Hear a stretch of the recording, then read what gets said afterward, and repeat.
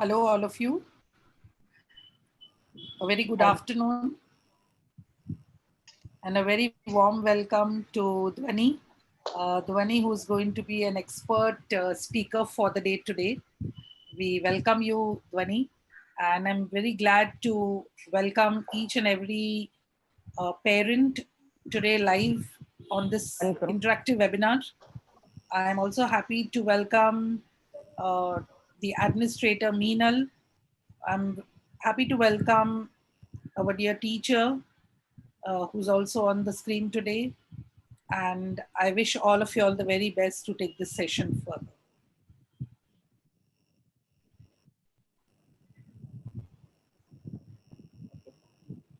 Hello, everyone. So today we have with us Dhvani Shah, who is the speaker for today, the topic being Fussies to Foodies. So a few words about Dhvani before we actually begin the session with her. Dhvani is a nutritionist, an author, a speaker, a product developer, a chef, a columnist, and a blogger. Dhvani is a practitioner of the FIMS theory, which represents food as medicine and supplement. She has extensively researched in traditional Indian, Chinese, and Tibetan food therapies and amalgamates it with modern nutrition. She uses the power of food as medicine to design unique nutrition programs for illness, women, pregnancy, and children. Dhvani Shah has conducted over 250 workshops, authored over more than 7 books, developed more than 5,000 health recipes. She's a nutrition consultant for about more than 60 health products, catering services, and corporate kitchens, and is a regular columnist with leading newspapers, magazines, and blogs. She is a columnist with many newspapers and magazines. She is a panelist for leading parenting blogs, health websites, and mobile apps. She is successfully running 2 clinics in Mumbai and an online clinic for patients for over 15 countries. Dhvani, over to you. Are you ready? Yes. Dhvani, before you begin, I would just like to also say that you are the pride of KVO, of the KVO community. And we know the popularity that you've been able to establish in a very, very short span of time. And we really wish you the very best from on behalf of Shishuvan International School and the trust of the Shri Hirji Bojraj and Sons. Off to you. Thank you so much. That was very kind of you. Well, once again, thank you so much for this opportunity. I greatly believe that children are the foundation of a healthy country and, of course, a healthy future ahead. And nourishing them young, getting their bodies to tune into their health needs at a young age is utmost essential. So, if we just make some necessary changes in how they are being nourished, how food is presented to them, how psychologically we can encourage them to make correct choices, I think they are equipped to be healthier adults. They are disease free, and more importantly, they don't turn fussy as they grow up. So, we get a lot of parents saying that, okay, my child is not fussy, why should I bother you know listening to a session like this, or why should I bother maybe consulting a nutritionist? So it is not about your child not eating something. This session is all about teaching them how to enjoy everything. So sometimes fussiness can be for, say, continental food. They don't eat anything except roti sabzi, or they don't eat certain vegetables, they don't eat certain fruits, they don't eat certain flavors. So all this comes under fussiness, and not just that, okay, sabzi nahi khata hai, fruit nahi khata hai. So I'm going to be kind of equipping you as parents as how you can set the correct environment for your children and how you can encourage them to make healthy choices. So let me quickly get to my presentation. Am I being audible? Am I audible? Yes, yes, Dhvani. Go ahead. Okay, okay.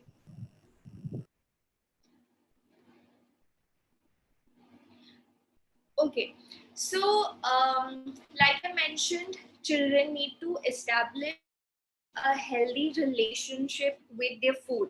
So meal times for a lot of us are a struggle. We are struggling to feed children. Children are, eating their meal for more than an hour, or they just gulp and go off to play. Sometimes you have to really, really run behind them to feed them. So it is all about easing out this entire exercise for you as parents and easing out that load of your children. So to identify how you can make healthier choices in your child's diet, you first have to know your child's unique body code. So no child is the same. Two children are not the same. Their body types are different. Their nutritional needs are different. Their digestive system might be different. The way they adapt to, say, their disease bearing capacity, or the chances of getting infected are different. So you have to know how to manage their food as per their body type. So simply, if you just notice, your child's height and weight will not be the same as another classmates. The type of clothes they choose, the color of their skin, the texture of their hair, everything is different. So you cannot pump them with a set pattern of food and expect them to be healthy and not fussy. So how do we learn to identify the body code? uh, Roughly, this is the four categorization that I have put together as different body types that children are categorized into, and their body types react differently to food. So for example, this is a bony type. Okay, this child will be really thin and tall. This child will be thin too, but he will be more petite and a little shorter. This child is meant to be slightly chubby, not necessarily overweight, but yes, chubby. So if you get this child to me and say that he has to put on weight and be chubby, I will tell you, stop right there. Because if they put on weight, they will get sick. Similarly, this type, if you expect them to be very slim, you cannot achieve that without them falling sick. So most of the times when we try to change their natural body structure, the children lose their immunity, they lose their taste buds, and that's how they start getting fussy. So the first thing is to identify their body type and adhering to it, trying not to change it. There are a little more details about this in my book. I can share it at the end of the session if you want. But let me get to the important part first. So, children are never born fussy or picky. In fact, when children are born, when all of us, when we are born, we have an inherent intuition. We have this power to know what the body exactly needs, how much it needs, when it needs. We have this power in us. But as we grow up, and sometimes when we are force feeding children, sometimes we are applying our own theories to feed them, we ruin this natural intuition for them. And as we grow up, we might just be overdoing on either healthy or junk food. We ruin it for ourselves as well. So when we rebuild this intuition, when we rebuild this sense of knowing what is good, what is not good, how my body adapts to certain foods, the fussiness goes out of the window. So we really need to build this natural intuition for them. How can we do that? I will be telling you towards the end of the session. So first, let us try identifying the major problem areas where fussiness originates from.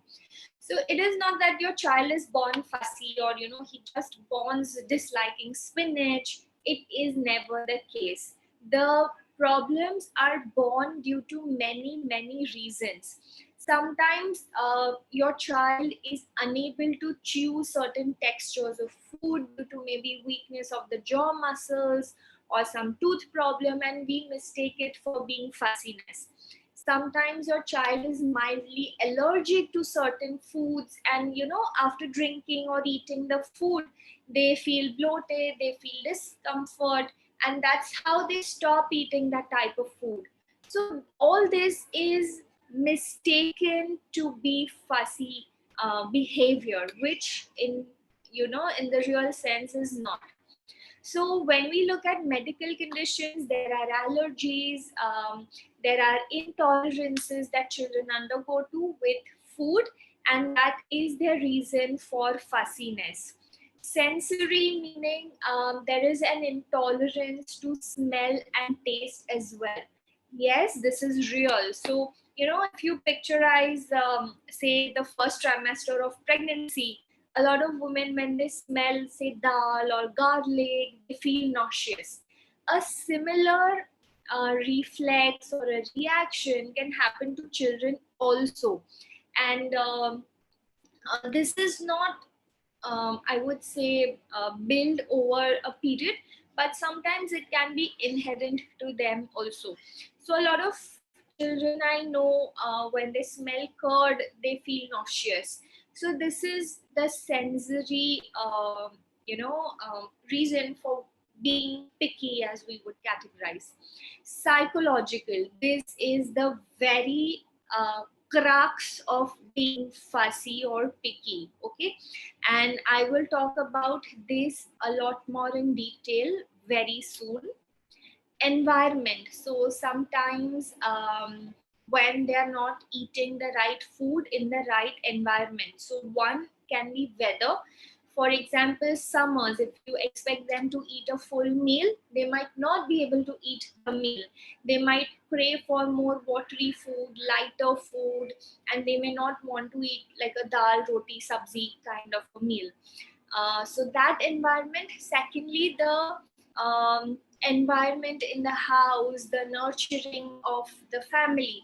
So if they are forced to sit on the table, okay, quickly finish your food, no messing around, scolded, first fed, that is also the time when they start turning picky and they detest the meal time. So psychological and environmental here go hand in hand, and we will be discussing this a lot more in detail along with remedies.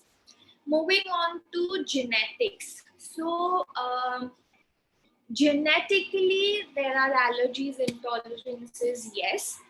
Genetically, if my father does not eat apple, I may also not land up liking an apple. It is nothing to do with my allergies or taste buds. Genetics also determine my taste palette. So I might be affinited to one flavor more than the other. So I might eat very less of that flavor. For example, I don't like salt too much. That is sometimes genetic. Okay. So these are the major reasons why children turn picky. How can we know whether it's one of these reasons and not just a random reason? So if I have given a particular food, say I've given palak sabzi and roti to my child, and my child has just refused to eat the meal, so it is not that he has a medical problem or it's the environment that's the problem. Sometimes he may not like the palak sabzi. So you can try making a palak soup or a palak paratha and give him, and if he likes it, then okay, it's none of these reasons. It's simply that he didn't enjoy the sabzi in the first place. So you have to be careful, but you cannot ignore these major factors as to why your children are fussy or picky. Moving on to the main part of the session. So this is where we actually start taking active steps to modify and to correct these habits and these patterns in our children. When you need to, establish a healthy relationship, a food relationship with your children, you need to do it on a psychological level more than a physical level. So you cannot put in a plate in front of them that, okay, this is very good food and please eat it, and okay, see mama is eating, see papa is eating. That works for really young children, but once your child is above 3 years or 4 years, you need to do it on a psychological level. And children are very intelligent, they understand what is being done to them. So rather than tricking them into anything, you have to do it a little more subtly and tactfully. Talk to them the way it is, and that will give you the best results. So here are a few ways in which we can tackle this problem. So transform and innovate is the first level of problem solving that can be done. So like I gave you an example of palak sabzi with roti versus a palak paratha. This is how we transform and innovate with the ingredients. So sometimes they don't have a problem with the ingredient, they have a problem with the preparation. So if you change the preparation, they will enjoy the ingredient. They will learn to adapt the flavor of palak. And maybe after a few attempts, they will enjoy the palak sabzi as well. Innovation meaning, so suppose your child is used to eating palak in the form of palak sabzi only. He is bound to get fed up after a point of time. So when you innovate with palak, say you're making a soup one day, you're making a quesadilla, you're making a paratha, you're making palak rice, you use it in different forms, your child will actually love to eat that particular vegetable. So this mode of transformation or innovation can be done to the ingredient your child is the most picky about. So they can be picky about some grains, they can be picky about certain fruits, they can be picky about certain nuts. So you can use this as the first level of correction to encourage healthy eating and for them to love their food. Then comes portion control. So here is where we enter the psychological warfare. Okay, we access their capacity to understand portions, shapes, and get in tune with their hunger needs. So let me just give you an example here. Say on a daily basis, I am used to eating 2 roti, sabzi, dal, and a little bit of rice. That is my basic lunch plate. But sometimes if my mother feels that no, I am under eating and I give 3 rotis, so looking at the 3 rotis, I'm half full. And it is a task for me that, oh my God, I need to finish so much. So what needs to be done is, remember, they are children. They have the stomach size that is way lesser than what ours is. So serve them a small portion first and encourage them to take a second serving. This way, they will know what their hunger is. They will not tend to overeat, and they will also tend to tune in with their hunger. So if I'm served extra portion, I might, overeat, thinking, oh, my mother will scold me and I need to finish this meal or finish this dabba. But remember, when I'm served a small portion and I'm encouraged to take another serving, if I am hungry, I am actually eating at ease. Um, this is also true with the tiffin. So again, with my experience, whenever I'm talking at a school or talking with parents, both teachers and parents complain my child does not finish the dabba adha wapas aata hai. And majority cases, the parents overstuff the dabbas. Okay, they fill in too much, so of course the child cannot finish so much and the dabba is going to come half empty. You cannot expect them to finish everything that's in the tiffin and the quantity that is packed for them. So please remember, portion it correctly. Okay, do not think my child will go hungry if I don't pack so much, and their friends will eat from his dabba and he will not have anything left. So if his friends are eating from his dabba, he is also eating from his friend's dabba. So please pack only your child's portion. Please serve him only his portion. Portioning also includes giving them child friendly pieces. Okay, so if your child is not able to pick up a huge burger, maybe you might consider wanting to cut it into 4 pieces and give him. You might want to make a smaller patty or give a thinner slice of bread.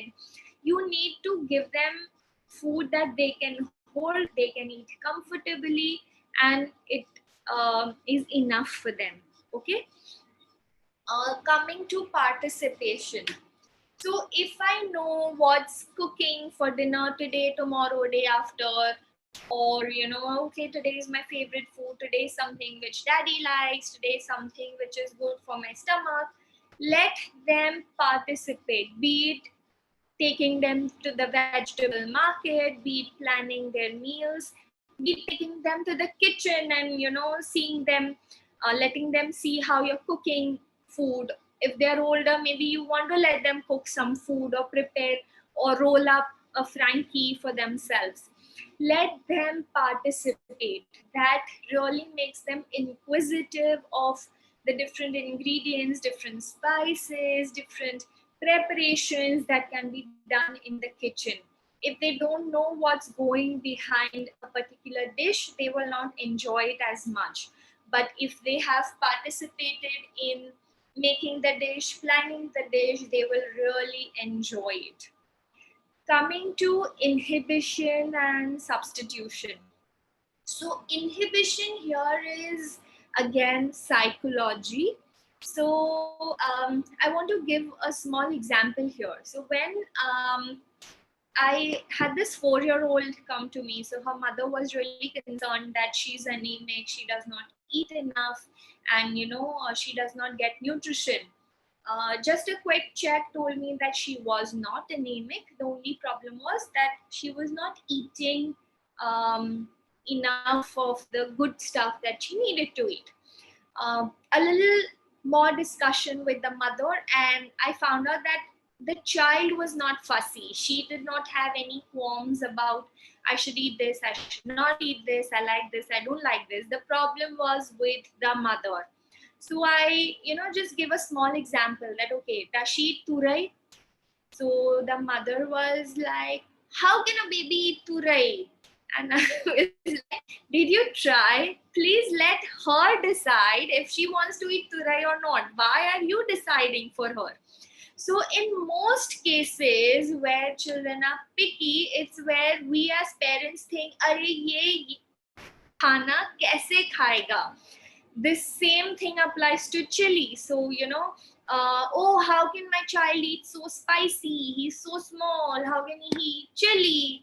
So that's where the fussiness originates. We think, how can a child eat, and we don't give them, or we say, no, no, no, no, beta, this is not for you, you cannot eat this. So as a psychology in the subconscious, they're thinking, okay, no, I'm not supposed to eat this, and then as they grow up, they don't land up eating it at all. So it is totally on us whether how inhibited we are, how difficult it is for us to let our children eat, say, karela or chili, or all of these sabzis that we think, how will he eat? I want him to eat, but I don't know whether he eat it or not. Please remove this inhibition. If he sees you eating, if you give him, oh, to rice sabzi today, he will be more than happy to have it. So as parents, remove this inhibition and you will see a transformation in your child's eating pattern. So again, I'll want to share this example with you. My son is a year old, and believe me, he eats chili. It is because I felt, let him decide whether he's ready to eat chili or not, and he was, and he tolerated it. He was absolutely fine. So it is never too young or never too late to try all of these foods and let them decide for themselves whether they want to eat it, they don't want to eat it, they like it, don't like it. Okay, shed your inhibitions. And moving on to the last one with substitution. So substitution is in emergency cases only, where there are some medical intolerances, there are allergies, and you really need to substitute that food out. But that is only in, say, 10% cases. Most of it comes from inhibition, portioning, and transforming their food out. Also, we these days, due to urbanization, due to our travels, and due to our kids' exposure to different, say, the TV and different cuisines, restaurants that we go to, we feel that children like more continental food. So whenever we experiment with continental food. We don't experiment with Indian food or our traditional, say, if you're a Gujarati food, if you're a Marwari food, etc. So we think that food needs to be fancy only for children. No, it does not need to be fancy. It does not need to be continental. It does not need to be a Punjabi sabzi only. Your children should learn to eat your cultural meals, your traditional ghar ka khana, as it's the basic nurturing that needs to go in. So if you don't cook separately for them, if you make them sit with you at the family table, make them eat what the family is eating, they will start learning to eat everything that has been cooked at home. But when food is cooked separately for them, you're only making fancy things so that, oh, it's attractive and they like to eat, cutting in different shapes, different colors. All that is only for babies, not for children beyond 2.5, 3 years old. So they need to get real, eat food like an adult, treat them like an adult, and they will prosper before you know it. So these are some of the ways in which we can really work around our children's meal. There are some more habits that, if we follow on a regular basis, works amazing with changing this around for children. So some habits, okay, so it's not just your children's habit, it is also some habits as a family. So a very important habit is family meals. Most children, I know, most children, okay, till they are old enough to eat by themselves, or even if they're eating by themselves, they finish their meal first and then the family sits on the table. Please change this habit. Make them sit with you as a part of the family and give them their meal. They learn to eat by themselves. They learn to finish their meal without TV, without disturbances, and in the time that the family eats their meal, they'll get to participate in the family discussion. They see their grandparents, father, mother, or siblings eat certain foods, and they would like to eat it. So I know so many children that they've been fussiest as babies, but when they go to school and they see other children eating certain foods, they come home and say, okay, I want roti sabzi, I want this, I want that. The same thing can replicate when you are sitting on the table with your family and eating the food that they eat. So family meals are essential. Please do not set a separate meal time for your children. Okay. Chili, as I said, yes, it's a very important habit to cultivate. You will have problems when you travel or when you go out and children don't eat all types of food. It is good to balance taste and health. It is not wrong to give them food that they enjoy. It is absolutely okay, but don't make it like a cheat day. So if they think, okay, this is cheat, this is junk, this is healthy, ask them to treat food equally. So, okay, you enjoyed a burger, fine. Then today we will eat something that's not made out of bread. Today we'll eat khichdi, or today we'll eat pulao. Um, Teach them that, okay, you ate a burger today. Did you feel heavy? Fine. So then you have to eat it once a week. Did you eat khichdi today? How did you feel? Okay, then we'll have more such food often. Teach them how to balance food, how to look at food a little more rationally. Okay. Another important point here is, so when I was speaking about family meal and participation, um, I also need to emphasize that when we are, say, cooking food, and we are, making, say, traditional meals, we always save a little out that, okay, if my child does not eat this, this is an option. Never keep that option that, okay, if he does not eat this, thoda khichdi to side mein bana hua hai. If you have that option, your child will know that if I don't eat this simultaneously, I have this option. He will never learn to eat the meal. Okay, so let him go hungry for a while. He will come back and finish the meal on his plate if he's hungry. So never save something aside. Also, please remember, no TV meals. Very, very important.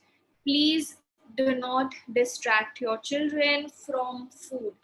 Unless they feel their food, they taste it, they learn to eat it by themselves, they will never know what suits them, what does not suit them, what flavors can they tolerate. They will never know.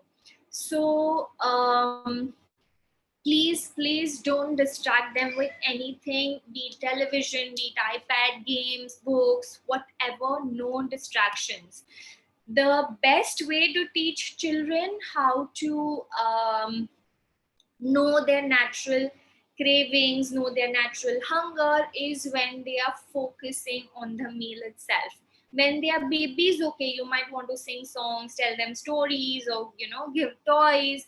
But as they are growing, they are capable of focusing on the food, chewing properly, eating with their own hand. That will get them in tune with their natural food instinct. Again, I will later share a video link that you can follow for developing this natural, how much is too much capacity for you and your children. So now we have questions from a lot of parents. Let me just start addressing them. Can we first take the questions from the parents who are there on the screen right now? Yes, please. And the faculty, Harshini. Harshini, would you like to start? Yes. So I have a son who's now 3. Okay. like you've been sharing about, involving the child and sitting at the table, making the child sit at the table, that's been working brilliantly well. But when it comes to chewing, that is one part which I really struggle with, because I don't know whether it's laziness or I need to do something more to encourage him to teach how to chew more, So it's more like just there barely chewed and he swallowed it. So then obviously he faces, a little bit of issues when passing stool. So yeah, that is something that I need to work on, and I was wondering if there's something that I could do that you could suggest. Okay, so first is a lot of kids are in a hurry to finish their meal, and if there is a family member that they see, okay, they eat very quickly and go away, that is one aspect. Second aspect is if they're Okay. distracted with play, that I need to go and play, and food is like a waste of time for me.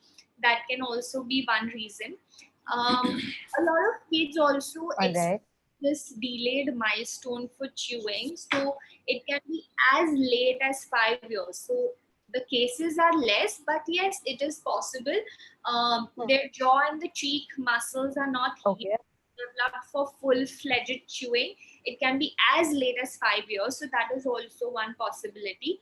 What you can do is, you start with the chewy part of the food first, and then give him the softer part of the food as the second part of the meal. So, he's chewing for a bit and then he's eating his meal, so it's done. And gradually you increase the time of them chewing their meal. Go gradually, so Oh, that will then, translate into a full meal that he's chewing well. perfect, perfect, perfect. Thank you so much. Thanks. No problem. Thank you. Yeah, on to parents. You can unmute yourself. Hi, I wanted to ask about jaggery. How jaggery is important or no? Because my younger daughter, she's 3, and she's very keen on having jaggery in every meal, especially lunch. One, if there is a sugar flavor craving, so it can be jaggery or any form of sweet food, you need to check for worms. That is one.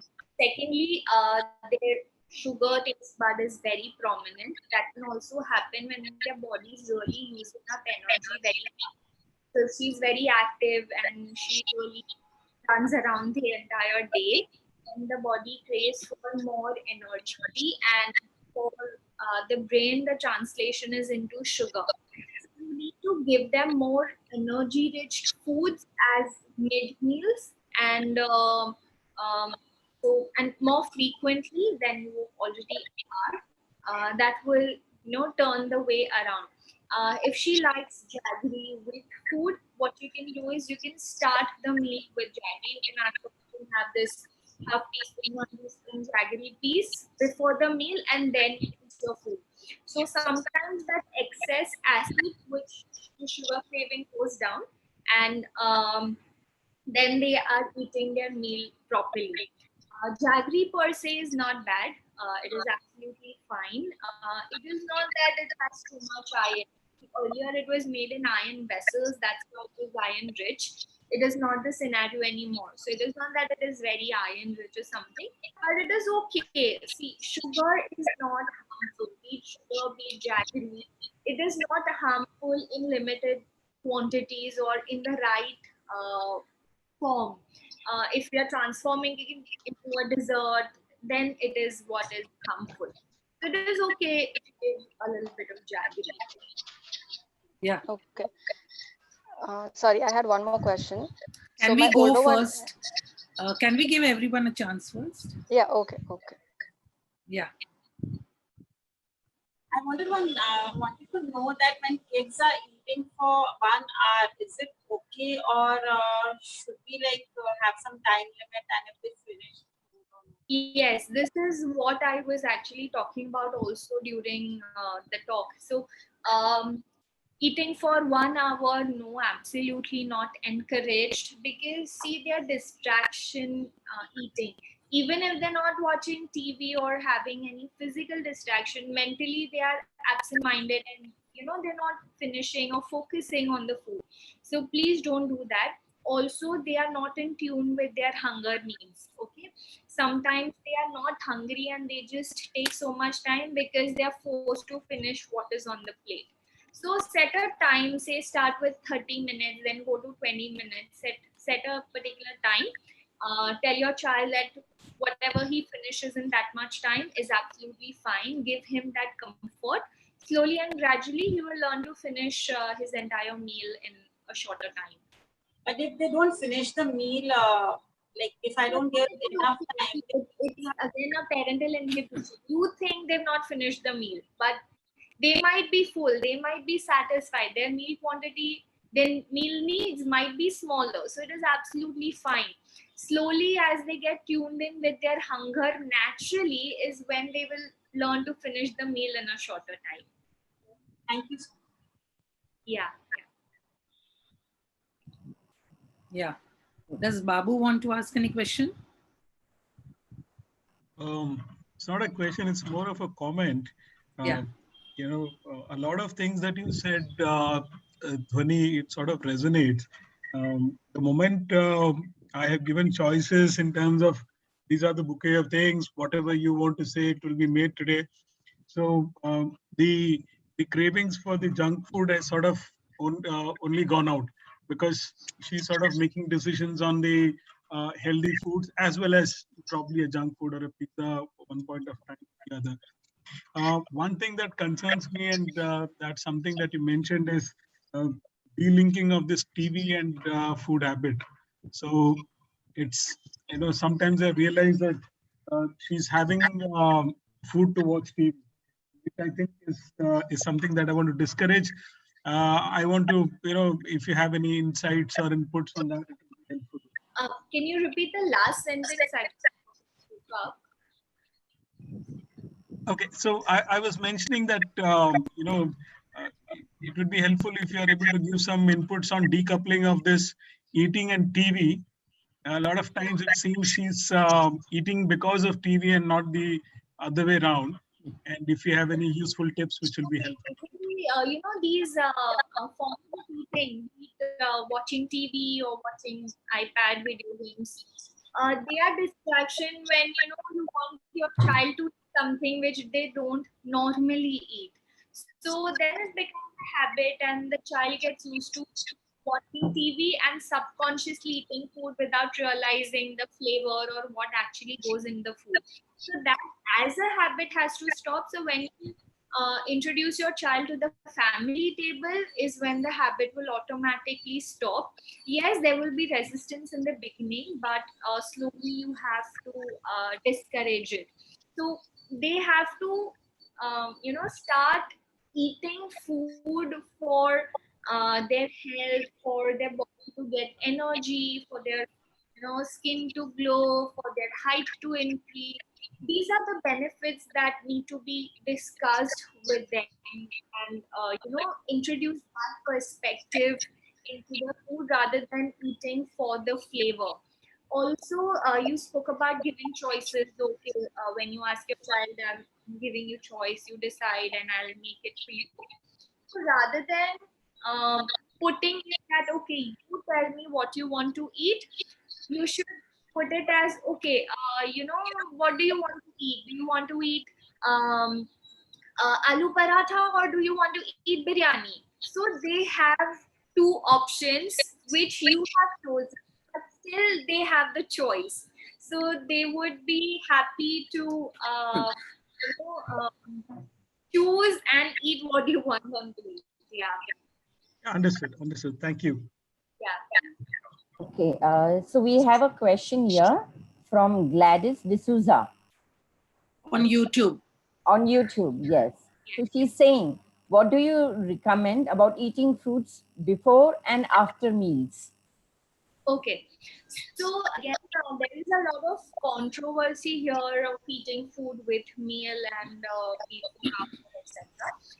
I would never recommend eating food with meal or immediately before or after meal. So some food react with the grains, some fruits, like your melons and citruses, so their digestion and absorption is greatly hampered. So I would not recommend eating those at least. But the other fruits also, including mangoes, your ras mango, amra, puri meal or banana meals, as a lot of people I used to have. I would not recommend doing that. It may not cause too much damage, but it does not allow the food nutrition to be absorbed completely. So if you separate the fruit out of the meal and have it as a mid, that is when the nutrition is absorbed maximum. So this is another science and another theory, maybe for another session, that if we are eating the food ingredients at the right time and in the right combination, that is what makes it medicinal. That is what makes your body healthy.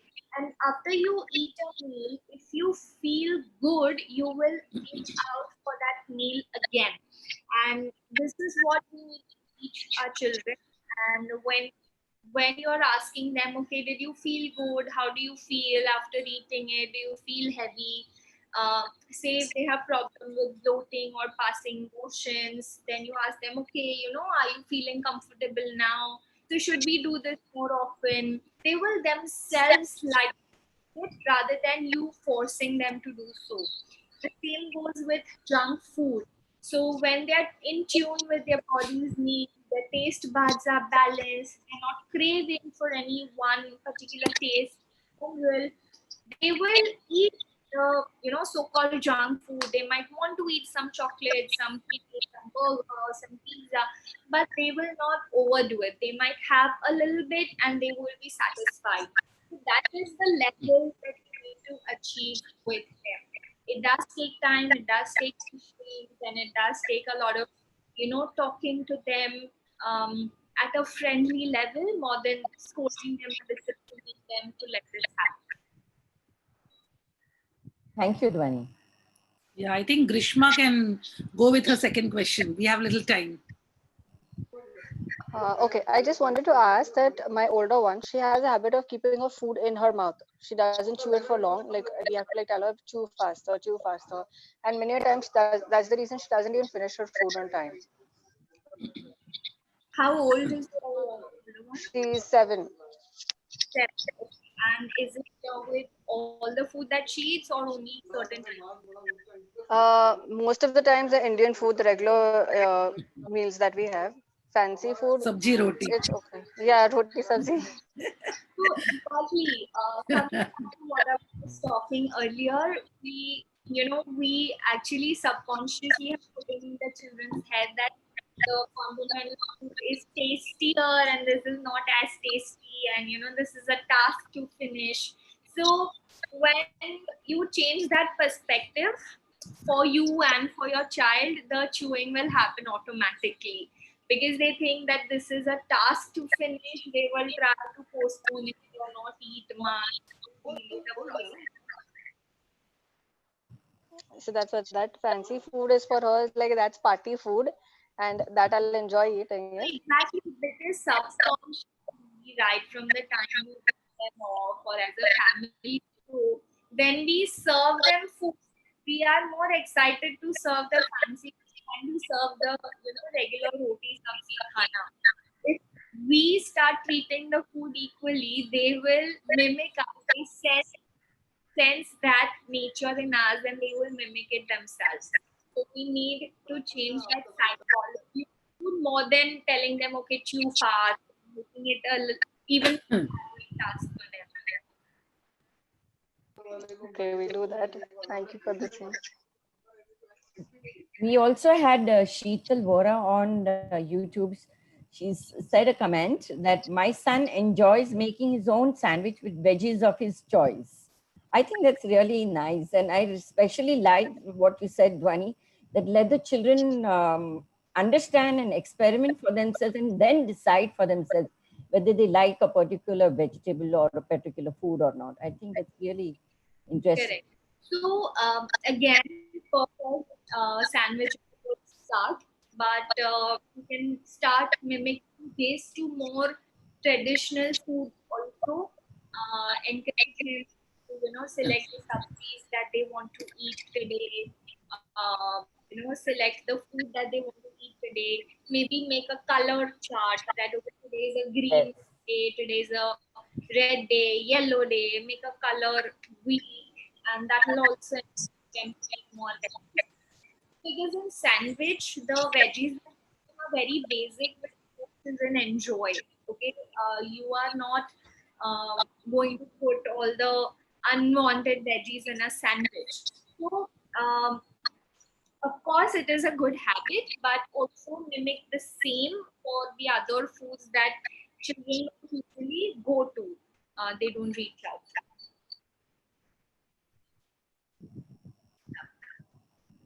So I have a question, Dhvani. Generally in schools nowadays, it's a trend where you follow a schedule. On Monday, everyone will bring cereals, and Tuesday, everyone will bring, fruits or whatever. There is a schedule. Would you like to give some of your comments for that? What do you think? Is it good? Yes. So if the schedule is healthy, of course, it is good. There are like I know for Shishuvan for sure that they don't encourage packaged foods and breads, etc. So that's a very very good choice. Making a schedule is a good start.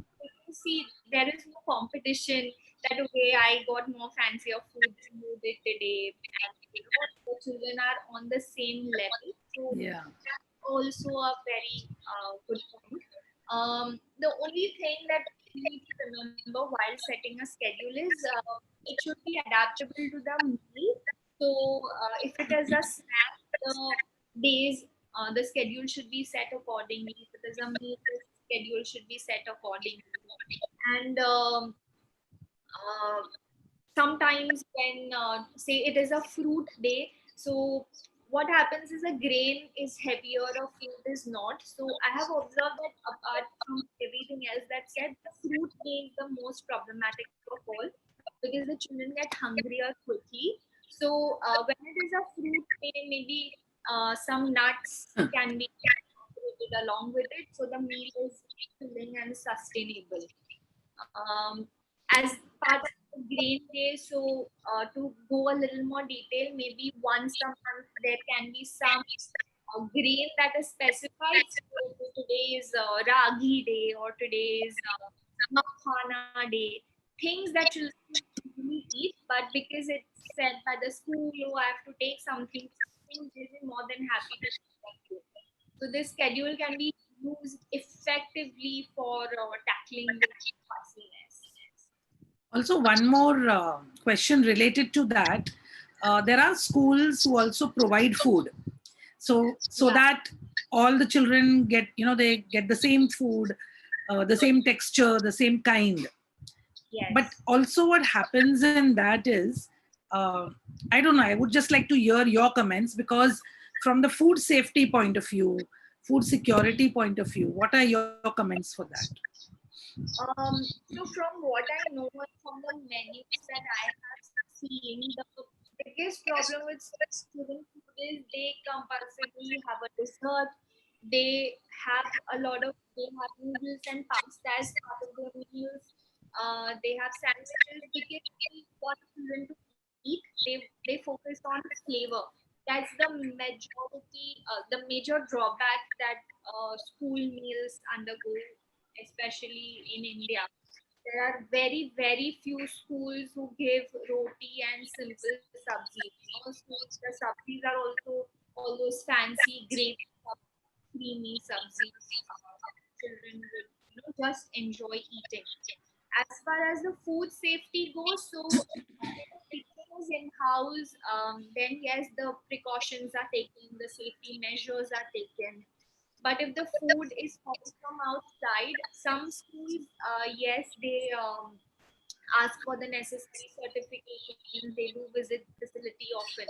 But a lot of schools do not monitor this, and there is a problem with infection. Uh, and a lot of digestive complaints also, because the quality of ingredients that the facility is not optimal. So if the school is preparing in-house, then that is a good choice. Okay, you can opt for the facility, but if it is called from outside, then I would be discouraged unless it is authenticated or a known source. Yeah, I think Meenal, you have some more questions from YouTube. We can take them quickly. Yeah, so Karishma Kothari is asking, during breaks or the recess time, most of the students don't finish their tiffins. So do you have any tips for teachers to help them complete their meals? Okay, so Karishma, as I discussed, 2 points. Don't overfill the tiffin. Please fill according to the necessary portions. Also, during breaks, they really want to play. So, if the food is something that needs to be chewed a lot, try keeping that for their home meals and give them something that is a little more easy to finish. Um, also, so if it is a shorter break, like a 15-minute break, the snacks should be something that's maybe one piece snack rather than a lot of things to be eaten. And if it is a meal, of course, there can be 2-3 items in the snack. I can read out the questions if you want. Okay. Yeah. So Gladys is asking me raw diet. If you're cleaning your veggies and fruits well, then it is absolutely fine. But raw veggies are discouraged. Raw fruit is okay. Please avoid calling for food from outside. Please what is ideal, and avoid raw vegetables for children especially. Um, Dignesh is asking, based on home and religious beliefs, parents fast and kids do follow. Okay, so fasting again is of different types. Like in Jains, they can eat one meal or they are on only water. There are different types of fast, and fasting also is suited to body type. So certain body types can take fast, certain body types cannot. So if your children are observing certain types of fast, and if they are vomiting or if they are lying on the bed the entire day, or if they've got headaches, please stop the fast immediately. But if they're fine, if they're walking around, they're smiling, they're happy, then it is okay to allow them to do it, once a while. Secondly, so for a lot of religious beliefs, we have seen that fasting is a thing of, it's a pride factor. I'm sorry to say this, but oh, I've done this, oh, I've done that. Actually, fasting is for ourselves. It is a way to cleanse our body on a a bodily level, and of course the spiritual benefits are different. So if you think, if your child is doing it to get that pride factor that oh, I've done this, then please discourage this habit. It is not good for their body and for their psychological well. Yeah. Yeah. There are some more questions. Yes. How I think from Frank Fernandez. Yes. So best how to eat sprouts and make it tasty. So a lot of children cannot tolerate raw sprouts. So please cook them slightly before you give them. Sprouts can also be added to dosa. So you can grind it and make dosas. You can add it to say some paniyaram paras. You can make bhel with it, with corn, with some kurmura, with some chopped veggies, etc. So sprouts is not a no-no. In fact, a lot of children like sprouts. It's again a little inhibition from parents. So sprouts is healthy, bacha kaise khaye? So children love sprouts. They love that texture. So give it to them just like, okay, it's a normal food. Please eat it, and they'll be happily enjoying it. Okay, then one more question: how to increase a child's appetite? Okay, if your child does not eat enough at a particular meal but gets hungry often, it's a body type, it's normal. They don't need to eat a lot of food in one go. So there are body types which need small quantities but more frequently because their digestive system functions accordingly. So, how to know whether they need more food? So, depending on their health, if their immunity is fine, if they're not falling sick often, if their motions, their bowel movements are clear, if they're active, then okay, the portion that they're eating are absolutely fine. Okay, so please judge accordingly rather than wanting to eat more quantity in one go. Sometimes appetite is also linked to taste. It is very common for children not to eat certain foods or to eat it in a lesser quantity if they don't enjoy the taste. If they enjoy it, they will eat a lot more. So that's very common. Don't judge the appetite on these bases. Okay, I think we're done with the YouTube. Yeah, yeah. I think the questions all are answered so far. If they have more questions, they can always post it on the chat, and I'm sure the Dhvani will be very happy to Sure. answer them. There's a comment from Sheetal. So, Sheetal, beetroot, pineapple, corn in the sandwich. One, pineapple with bread. Please do not mix fruit with the meal, not a healthy choice. Corn is again not a very healthy option as a vegetable. Corn is in fact a grain. So the only vegetable left is beetroot, which is again a common ingredient in sandwiches. So it is okay. Please teach him all of these habits. It's a very good habit. My point is encourage this habit for other meals also. Okay, so summarizing, it's time we ease out this entire task for us as parents and for our children as well. Getting them to enjoy all types of food is not difficult, it is not impossible.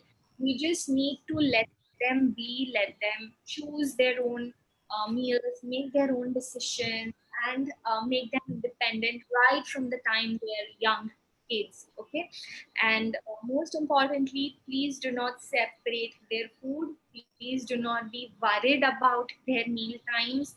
They will eventually come to knowing what they need to eat, what they don't need to eat. So, please make it a happy place for your child, for yourself, and wish you all the best in this endeavor. Please stay home, please stay safe, please stay healthy. Thank you, Dhvani. I think it was a fantastic interactive session where there were many questions that you were able to address them in very simple words, and I'm sure the parents would be better equipped with knowledge to help the children grow more healthier through food. And as you very rightly say, food is medicine. It is very good that the children will be out of all the the different types of medicines that otherwise the child needs to take. And we are very happy about the entire session that you've taken time out. It was a great session, it was a great interaction. And off to Meenal and Harshini.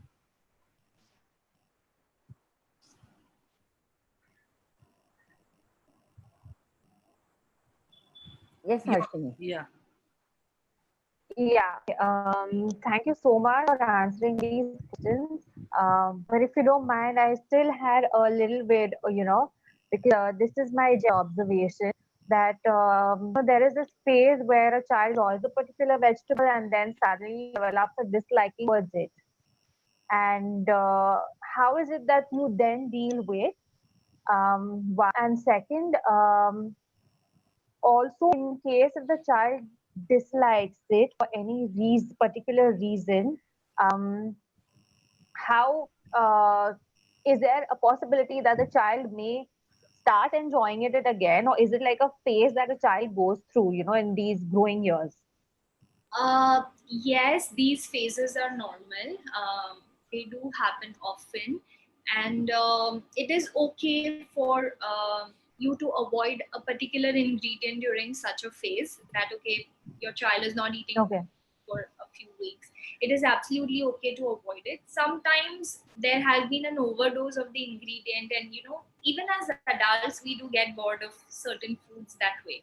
So it is absolutely okay to avoid it for a while and then reintroduce very gradually, say once a week or once 2 weeks, reintroduce in maybe as mixed vegetables, etc., and get them to enjoy it again. Also, as they grow, their taste buds change, their palates change, and during these changes also they are very sensitive to certain flavors and textures, so they might avoid some foods. So it is okay to avoid it and reintroduce gradually. And this is again very common. It keeps happening often. Sometimes you realize it, sometimes you don't. Okay, thanks. Meenal? Yeah, Dhvani, thanks a lot. What I have also understood mostly is that it's in the mind of the parents. So there's a mental block which the parents should actually get over it. And I'm sure this session has given them a lot of insights as to how to go about things and let the child be and be himself. And then I'm sure I definitely help them to go ahead with it. Yes. Yeah.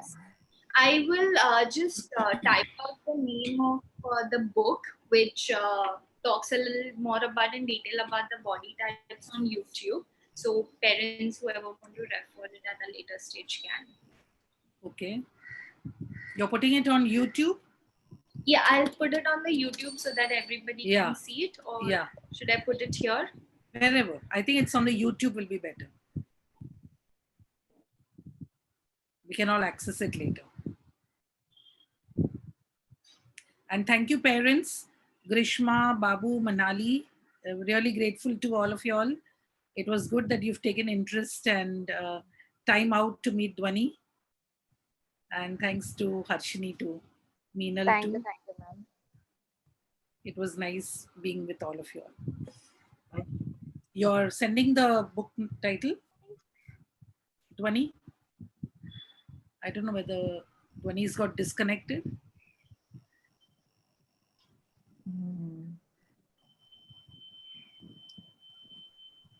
Maybe her connection has got disconnected. Yeah. She can put it on the, she can send it on the comments. Yeah. So thank you very much. Thank you. Thank you so much. Thank you for having us, ma'am. Thank you. Thank you. Happy health. Stay healthy and safe. Thank you, ma'am. Wish Yeah, you the thank same. you. Yeah. Stay safe, yes.